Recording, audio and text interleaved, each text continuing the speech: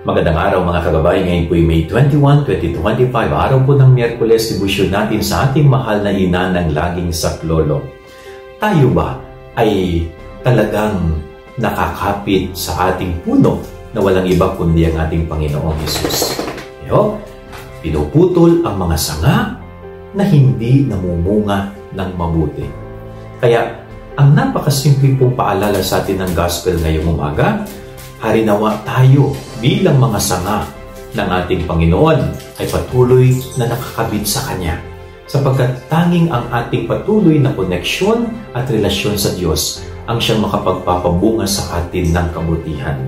Huwag sana tayong humiwalay sa Diyos. Huwag nating putulin ang ating ugnayan sa Diyos upang sa ganon ang biyaya, ang pagpapala ay patuloy na dumaloy din sa ating buhay. Yan ang ating gabay araw ngayong maghapon. God bless po sa inyo lahat. Pagpalain kayo ng Panginoon.